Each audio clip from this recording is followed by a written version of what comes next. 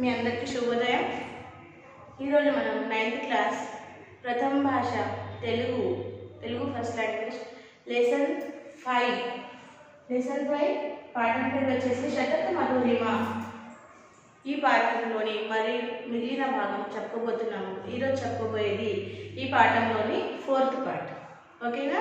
So మీ Telugu text book తీసి శ్రద్ధగా వినండి. మీ క్లాస్ వర్క్ స్టడీ మెటీరియల్ పక్కన పెట్టుకోండి. సరేనా? శ్రద్ధగా వినండి. అయితే 4th పార్ట్ 7th పద్యం చూడండి. 4th పార్ట్లో 7th పద్యం వచ్చేసి కూతురు చందాన కోడలిని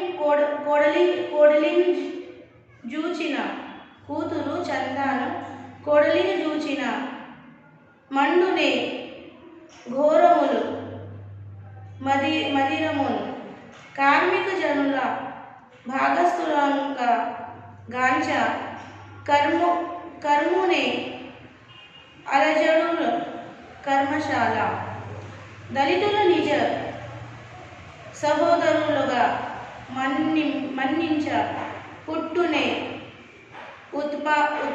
ఉత్పతములు జగన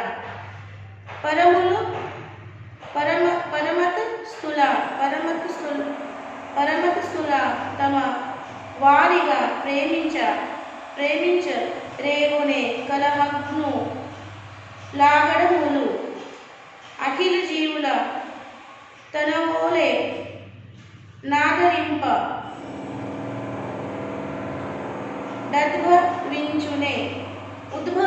ఉద్భవించునే యాపదలు యుందు పరిశుభ విలాస శ్రీ నింబగిరి నివాస భవ్యగుణధామ నరసింహ దివ్యనామ. ఇది అందే వెంకటరాజం రాసిన పద్యము. మళ్ళీ ఒకసారి చదువుకున్న వినండి. కూతురు చందాన్ కోడలిన జూచిన మండునే ఘోరములు మందిరమును కార్మిక జనుల భాగస్థులంగా గాంచ క్రమున్నే అలజడులు కర్మశాల దళితుల నిజ సహోదరులుగా మన్నించ పుట్టునే ఉత్పత్ములు జగన పరమత స్థల తమ వారిగా ప్రేమించ రేగునే కలహగ్ను లాగడములు అఖిల దేవుల తనవోలే నాదరింప ఉద్భవించనే యాపదలు రిప్ప బ్రియందు పరిశుభ విలాస శ్రీ నింబగిరి నివాస భవ్యగుణ ధామ నరసింహ దివ్యనామ. సో దీని అర్థం చదువుతున్నాం చూడండి. శ్రీ నింబగిరి నివాస శ్రీ వెన్నెగల, శ్రీ అంటే వన్నెగల, శ్రీ అంటే ఎవరు? వన్నెగల. నింబగిరి అంటే నింబగిరిలో నివసించేవాడ. నివాస అంటే దాని అర్థం ఏంటిది? నివసించేవాడ. పరశుభ విలాస వర అంటే శ్రేష్టమైన శుభ. ఓకే, వర అంటే శ్రేష్టమైన, శుభ అంటే శుభాలతో, శుభ అంటే ఏంటిది? శుభాలతో. విలాస అలరారేవాడ. ఓకే, విలాస అంటే అలరారేవాడ.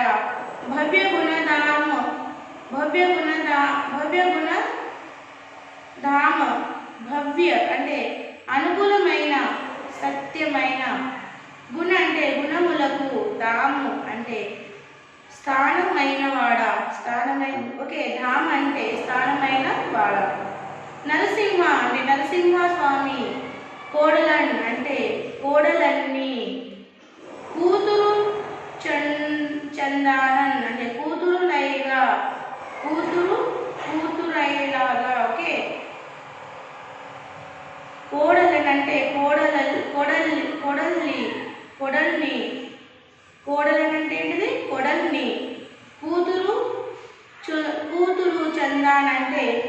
కుమార కుమారైలాగా కుమారైలాగా చూచినట్లయితే మందిరమున్ ఇంట్లో ఏమవుతుంది? మందిరమున్ అంటే ఇంట్లో, ఘోరములు అంటే ఘోరాలు, మండునే అంటే మండుతాయ అంటే కూతుర్లకి కుమారులాగా చూస్తే ఇంట్లో ఘోరాలు మండుతాయా అని చెప్పారు. కార్మికులైన వారిని భాగస్థులంగా అంటే భాగస్వాములుగా అంటే భాగస్థులంగా అంటే దీని అర్థము భాగస్వాముల్యనుగా కాంచ అంటే చూచినట్లే అయితే కర్మశాల అంటే కర్మశాల అంటే కర్మగారంలో అలజడులు క్రమ్మని అంటే క్రమ్మకుంటాయా దళితుల్ని నిజ అంటే తమ యొక్క సోదరులుగా మన్నించి గౌరవించినట్లు అయితే జనగా అంటే లోకంలో ఉత్పత్తములు అంటే ఉపద్రవాలు పుట్టునే అంటే పుడతాయా పరమతస్థల అంటే ఇతర మతాల వారిని తమకు చెందిన వారిగా ప్రేమించినట్లయితే కలహాగ్నులు అంటే కలహం అనే అగ్నులు అగడములు అంటే అల్లర్లు అంటే కొట్లాటలు రేగిన అంటే రేగుతాయా అఖిల జీవుల సమస్త ప్రాణులను అనోలేన్ అంటే తన వలె ఆదరించినట్లయితే ఉర్వియందు అంటే భూమిపై ఆపదలు అంటే కష్టాలు ఉద్భవించునే అంటే కలుగుతాయా. సో దీని తాత్పర్యం చూడండి. ఇప్పుడు నింబగిరిలో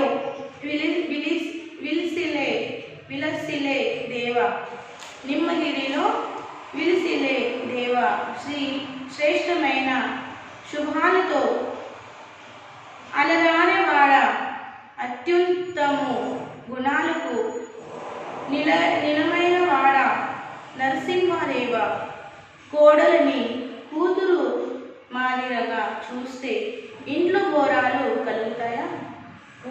కోడలను కూతురు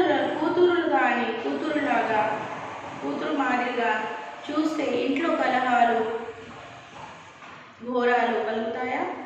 కార్మికులను భాగస్థులను చేస్తే కర్మగారంలో అల్లర్లు జరుగుతాయా? దళితులను మన సొంత అన్నదమ్ములుగా భావిస్తే ప్రపంచంలో ఉపద్రవాలు పడతాయా? ఇతర మతస్థులను తమ వారిని ప్రేమతో చూస్తే కొట్లాటలు ఆగడాలు పెరుగుతాయా? అన్ని జీవులను తన వలె ఆదరంగా చూస్తే భూమి మీద కష్టాలు పుట్టవు కదా. సో ఏం చెప్పారంటే ఇక్కడ కోడల్ని కూతురు మాదిరిగా చూస్తే ఇప్పుడు కలఘోరాలు జరుగుతాయా? కార్మికులను భాగస్వాములుగా చేస్తే కారాగ్రహాలు అల్లలు జరుగుతాయా? దళితులను సోదరుగా భావిస్తే ఏ కలహాలు ఉండవు, పుట్టవు. అలాగే ఇతర మతాల వాళ్ళకి తమ వల్లనే తమ సోదరు వల్లనే చూస్తే ఈ భూమి పైన ఏ ఉపద్రవం, ఏ కొట్లాడ,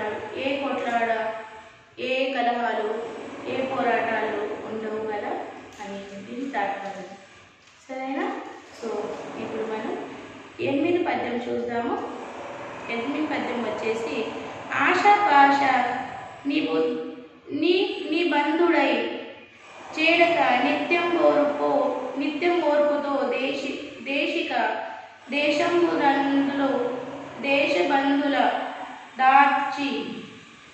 దేశబంధుల దార్చి యోగ విధుల రీత్యం నల్పుచున్ భవ్యమౌ నాశీర్వాదము నోచ్చచే నోజ్జచే బడసితానంద గణౌ నంచితం ఔ శాంతం గును నచుతార్చిత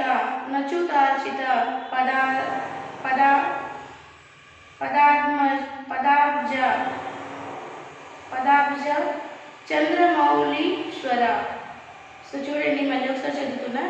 ఆశపాశ నీ బంధుడై చేడక నిత్యం ఓర్పుతో దేశి బంధుల దార్చి యోగ విధులార్తి నలుపుచున్ భవ్యమో నా ఆశీర్వాదము నోజ్జచే బడసీతానంద గణౌ నంచితమౌ శాంతమును నచుతార్చిత పదాబ్జ చంద్రమౌళీశ్వర. సో దీని అర్థం చూడండి. అచ్యుత్ అంటే విష్ణు ఉచే. అచ్యుత్ అంటే ఎవరు? విష్ణువుచే. అర్చిత్ అంటే పూజింపబడిన. అర్చిత అంటే పూజింపబడిన. పదాబ్జ అంటే పద్మముల వంటి పాదములు గలవాడ. పదాంజ అంటే ఏంటిది? పదాంజ అంటే పద్మముల అంటే కమలం. కమల తామరపు.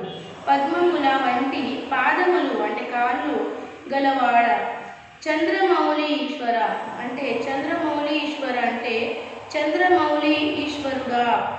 ఆశాపాశ ఆశలు అనేది పాశములకు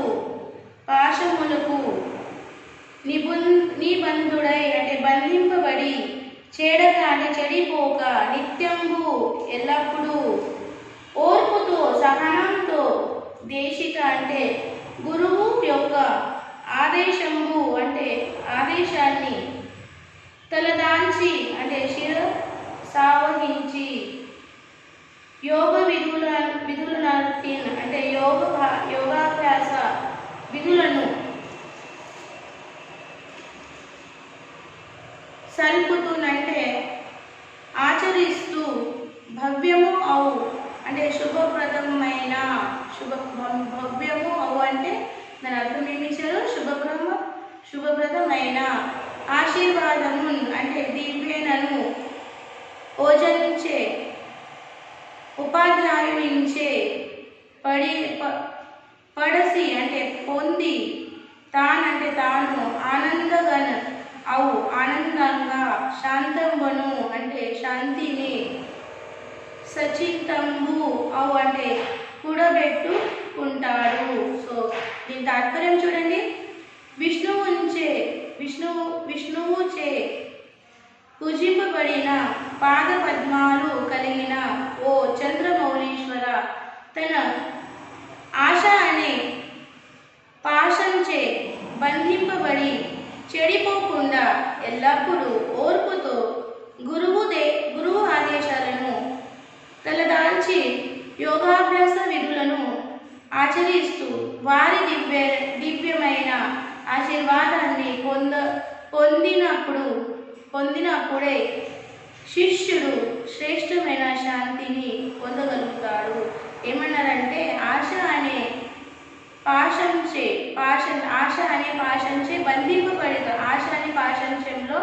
బంధింపబడి చెడిపోకుండా ఎల్లప్పుడూ ఓర్పుతోని సహనంతోని గురువు ఆదేశాలను తలదాల్చి యోగాభ్యాసం విధులను ఆచరిస్తే ఏమవుతుంది?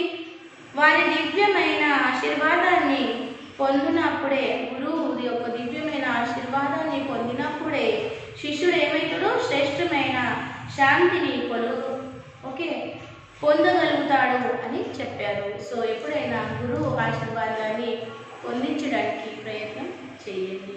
సో ఇక్కడ మనం 4th పార్ట్ 8వ పద్యం కంప్లీట్ చేసాము. ఒకసారి మీరు సైలెంట్ రీడింగ్ చేయండి.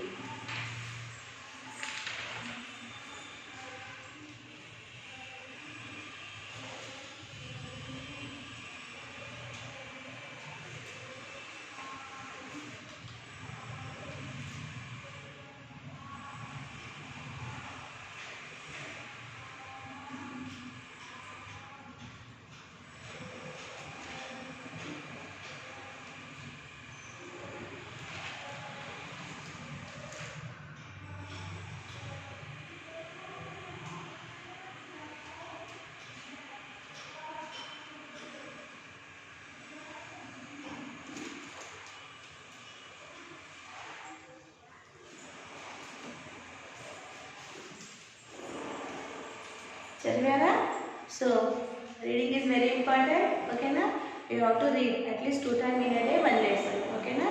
సో ఇప్పుడు మనం ఆలోచించండి చెప్పండిలో టెక్స్ట్ బుక్ పేజ్ నెంబర్ 51 చూడండి. అక్కడ మీకు 3 క్వశ్చన్స్ ఇచ్చారు, అది చదివి తెలుసుకుందాము. ఇంట్లో బాధలు కలగడానికి గల కారణాలు ఏముంటాయి? ఇంట్లో బాధలు కలగడానికి గల కారణాలు ఏముంటాయని క్వశ్చన్. సో మనం దీని ఆన్సర్ ఇలా రాయండి. ఇంట్లో బాధలను కలగడానికి ఎన్నో కారణాలు ఉంటాయి. వ్యక్తుల మధ్య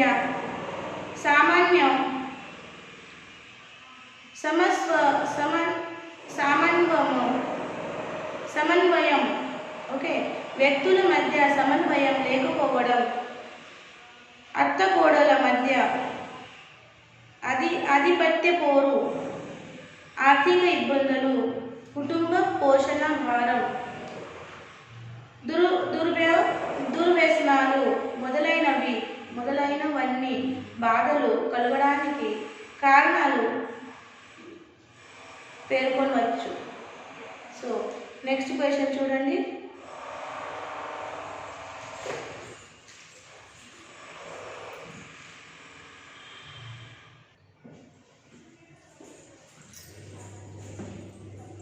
సో సెకండ్ క్వశ్చన్ వచ్చేసి ఏమి ఇచ్చారంటే ఇతర మతస్థులతో కూడా ఎందుకు ప్రేమగా ఉండాలి అని క్వశ్చన్. సో దీని ఆన్సర్ చూడండి. సమాజంలో మతాలు వేరైన మానవత్వం ఒకటే. సమాజంలో మతాలు వేరైన మానవత్వం ఒకటే. పరస్పరం ప్రజలు కలిసిమెలిసి ఉండాలి. పరస్పరం ప్రజలు కలిసిమెలిసి ఉండాలి. ఇతర మతస్థులను ప్రేమగా చూడడం వల్ల ఎన్నో ప్రయోజనాలు కలుగుతాయి. ఇతర మతస్థులను ప్రేమగా చూడడం వల్ల ఎన్నో ప్రయోజనాలు కలుగుతాయి. పరస్పర సహకారం ఉంటుంది. పరస్పరం ఏముంటుంది? సహకారం ఉంటుంది. మత విద్వేషాలు కలగవు. సో ఈ క్వశ్చన్కి మీరు ఆన్సర్ ఇలా రాయండి. సో థర్డ్ క్వశ్చన్ వచ్చేసి శాంతి అంటే ఏమిటి? శాంతి అంటే ఏమిటి? ఇది నేడు ఎందుకు కనుమరుగైపోయింది?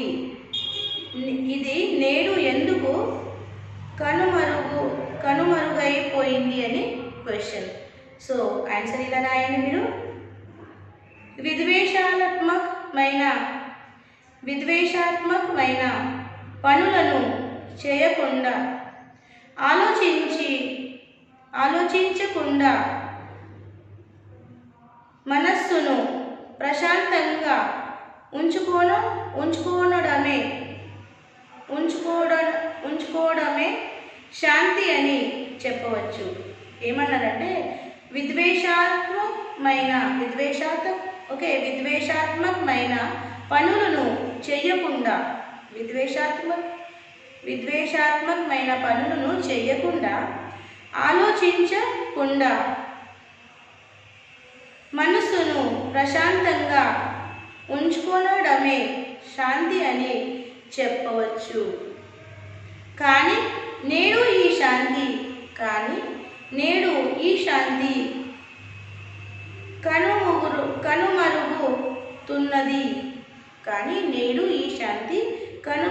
కనుమరుగుతున్నది. పరస్పర విద్వేషాలు, ఆధిపత్య పోరు మొదలైన కారణాల వల్ల వ్యక్తుల మధ్య, దేశాల మధ్య శాంతి కనుమరుగు అయిపోతుంది అని ఆన్సర్. సో ఈ క్వశ్చన్కి మీరు ఆన్సర్ ఇలా రాయండి. సరేనా? ఇక్కడ మీ టెక్స్ట్ బుక్లో చూడండి, మీకు అవగాహన ప్రతిస్పందనలో కొన్ని క్వశ్చన్ ఆన్సర్స్ ఇచ్చారు, అవి చదువుతున్నాను, శ్రద్ధగా వినండి. సరేనా? సో ఇక్కడ ఏం చెప్పారంటే రాజు ఎటువంటి వాడైతే పనులు నేర్పెడతాయి. రాజు ఎటువంటి వాడు అయితే పనులు ఏమైతాయి?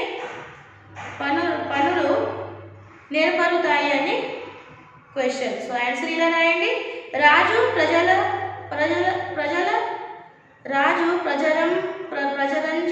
ప్రజరంజకుడై ఉండాలి. రాజు ఎట్లా ఉండాలి?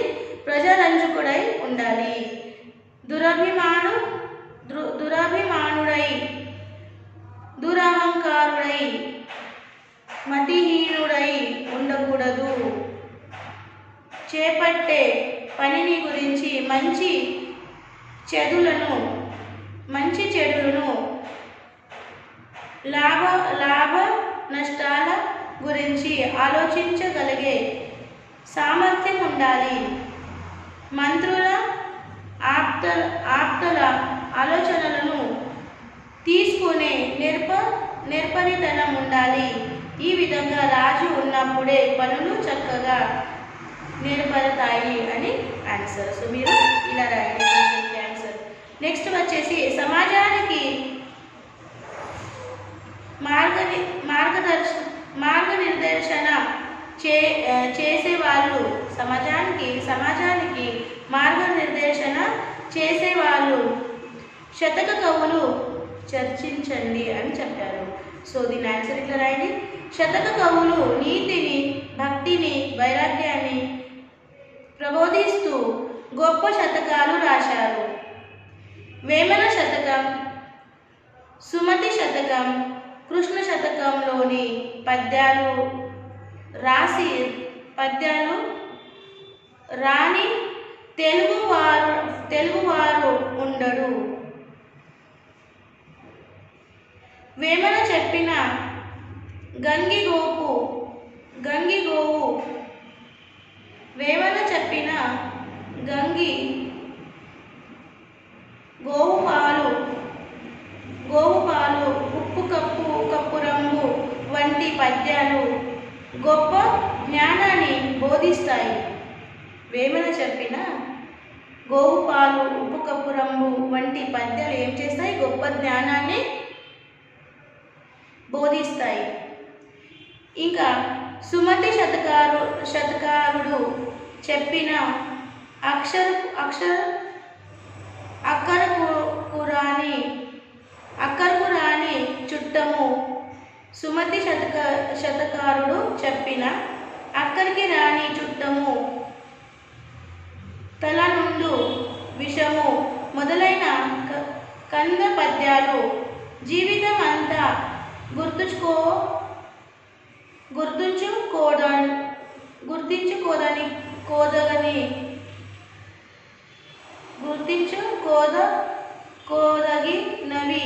గుర్తించుకోదగినవి అని చెప్పారు. కృష్ణ శతకంలోని దాశరథి శతకం, కాళహస్తీశ్వర శతకం భక్తిని ప్రబోధించి వైరాగ్యాన్ని కలిగిస్తాయి. శేషప్ప కవి నరసింహ శతకం కూడా భక్తిని, నీతిని బోధిస్తుంది. ఏనుగు లక్ష్మణ్ కవి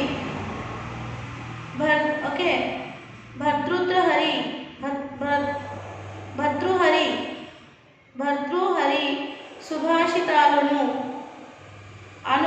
అనువదించి 3 గొప్ప శతకాలు తెలుగు వారికి అందించాడు.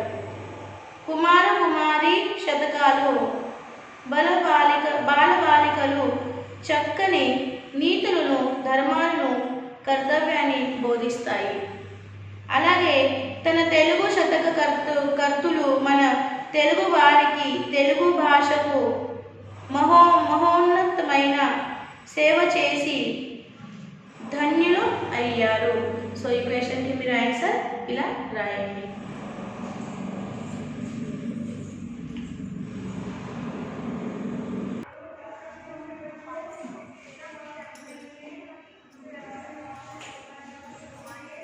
సో నెక్స్ట్ ఇక్కడ మీకు ఓకే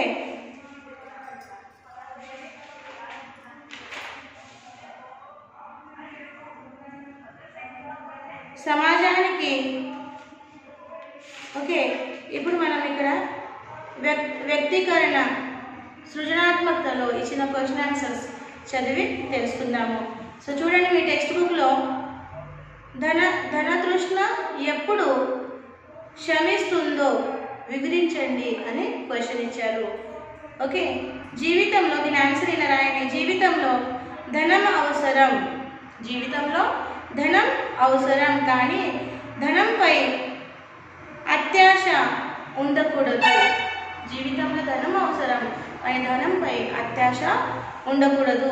ఎల్లప్పుడూ ధనాన్ని సంపాదించాలనే కోరిక మానవునికి శ్రేయస్కరంగా కాదు.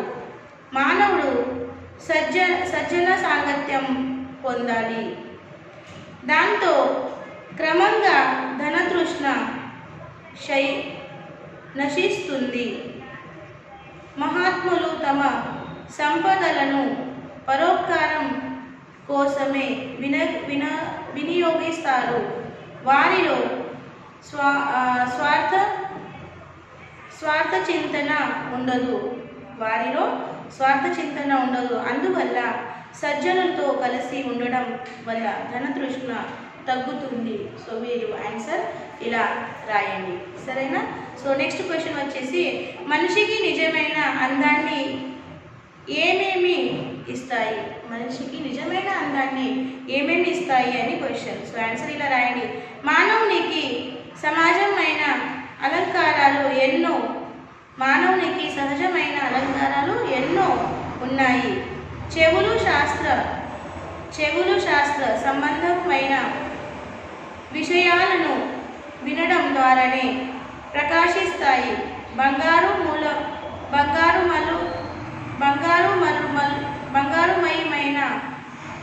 బంగారుమయమైన కుండలాల వల్ల కాదు. చేతులకు దానమే అలంకారం, బంగారుమైన గాజులు కాదు. శరీరానికి పరోపకారమే అలంకారము, అంతేకాని చందనాలు అలంకారాలు కాదు. అంతేకాదు, సంస్కరింపబడిన వాక్కు మానవునికి తరగని అలంకారం. సో ఈ క్వశ్చన్కి మీరు ఆన్సర్ ఇలా రాయండి. నెక్స్ట్ వచ్చేసి, ఆపదలు రాకుండా ఉండాలంటే ఎట్లా ప్రవర్తించాలి అని క్వశ్చన్. సో ఆన్సర్ ఇలా రాయండి. మానవులు ఆపదలు రాకున్నట్లుగా ప్రవర్తించాలి. ఇంట్లో కోడలిని కూతురిలాగా ఆదరించి ప్రేమించాలి. ఇంట్లో ఏం చేయాలి? కోడలిని కూతురులాగా ఆదరించి ప్రేమించాలి. కర్మాగారాల్లో కార్మికులను సంస్థలో భాగస్వాములుగా చేయాలి. దళితులను తన సొంత సోదరులుగా ఆదరించాలి. ఇతర మతస్థులను తన వారిగా భావించాలి.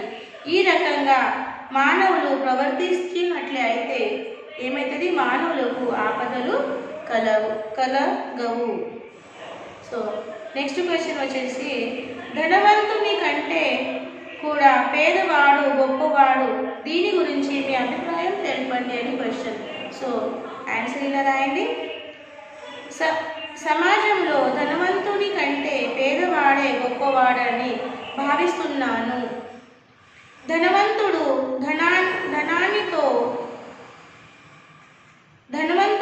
ఉన్నదానితో తృప్తి చెందడు.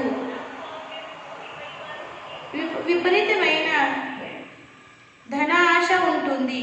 ధనం కోసం అవినీతి పనులు చేయడానికైనా సిద్ధపడతాడు. ఎంతో ధనం ఉన్నా అతడు మనశ్శాంతిగా జీవింపలేడు. కానీ పేదవాడు అనుకున్న దాంట్లో సుఖంగా జీవిస్తాడు. ధర్మ మార్గంలోనే ధనాన్ని సంపాదిస్తాడు. అనుకున్న ధనంతో తోటి వారికి సహాయం చేస్తాడు. అందరికీ అండగా నిలుస్తాడు. అందువల్ల ధనవంతుని కంటే పేదవాడే గొప్పవాడని అనుకుంటున్నాను. సో ఈ క్వశ్చన్కి ఆన్సర్ మీరు ఇలా రాయండి. సో నెక్స్ట్ క్వశ్చన్ చూడండి. శతక పద్యాలు సమకాలీన సమాజాన్ని ప్రతిబింబిస్తాయి, విమర్శిస్తాయి, వివరించండి అని క్వశ్చన్. సో ఆన్సర్ ఇలా రాయండి. తెలుగు సాహిత్యంలో శతక సాహిత్యానికి సమున్నతమైన స్థానం ఉంది. శతక కవులు వివిధ అంశాలపై పద్యాలను రాసి ప్రజల్లో చైతన్యాన్ని కలిగించారు. శతక పద్యాలు జగతిని జాగృతం చేశాయి. శతక పద్యాల్లో శతక కవుల అనుభవసారం ఉంటుంది. ఈ శతక పద్యాలు సమకాలీన సమాజాన్ని ప్రతిబింబిస్తాయి. సమకాలీన సాంస్కృతిక వైభవాన్ని తెలుపుతాయి. భక్తిలోని అంతరంగాన్ని ఆవిష్కృతాయి. వేమన పద్యాలు సమాజంలోని కుళ్ళును, అసమానతలను విమర్శించి కులమత పరమైన మూఢ విశ్వాసాలను తేటతెల్లం చేశాయి.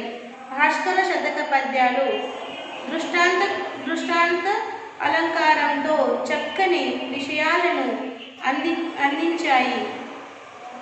అట్లదేట తెలుగుతో కూడిన కరుణాశ్రీ గారి తెలుగు బాల శతక పద్యాలు సమకాలీన అంశాలని స్ఫూర్తించాయి.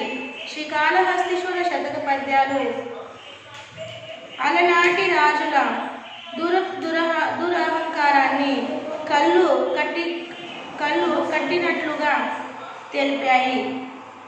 ఈ విధంగా శతక పద్యాలు సమకాలీన సమాజాన్ని ప్రతిబింబిస్తాయి, విమర్శిస్తాయి అని చెప్పారు. సో ఇవి అన్నీ నేను మీకు క్వశ్చన్ ఆన్సర్స్ చదివి వినిపించాను. నేను చదివిన ఇవి అన్ని క్వశ్చన్ ఆన్సర్స్ మీ స్టడీ మెటీరియల్లో ఉన్నాయి. నాదొక రిక్వెస్ట్ ఇంకా సజెషన్ ఏంటంటే మీరు రోజు కనీసం ఒక లెసన్ 2 సార్లు చదవండి. మీ స్టడీ మెటీరియల్లో ఇచ్చిన క్వశ్చన్ ఆన్సర్స్ చదవండి. ఇంకా ఆలోచించి మీరు ఆ క్వశ్చన్కి మీరు ఇచ్చిన క్వశ్చన్కి ఆన్సర్స్ మీ సొంత మాటల్లో రాయడానికి ప్రయత్నించండి. ఇవి సాధ్యమవుతుంది ఓన్లీ మీరు రీడింగ్ చేస్తుంది. So you have to read daily at least 2 times 1 lesson. ఓకేనా? సో ఈరోజు మనం ఇక్కడే ఆగుదాము. ఈరోజు మన సాక్షి మీరు సాక్షి ఇట్లా రాసుకోండి.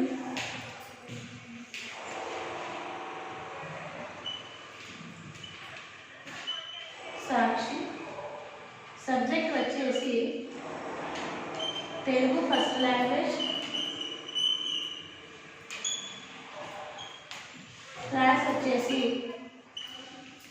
9th క్లాస్, అండ్ హెచ్డబ్ల్యూ వచ్చేసి learn and right all question and answers from lesson 5 in HW 1 time. Here PS and PS. So ఇచ్చిన హోంవర్క్ సమయంలో చేసి స్కూల్ మెయిల్ ఐడికి పంపించండి. ఏమి పెండింగ్స్ పెట్టుకోకండి, సమయంలో పంపించండి. ఈరోజు మనం ఇక్కడ లెసన్ 5 శతక మధురిమ కంప్లీట్ చేసాము. మళ్ళీ మనము మరో పాఠంతో మరో సెషన్లో కలుస్తాము. అప్పటి వరకు సెలవు. Bye bye.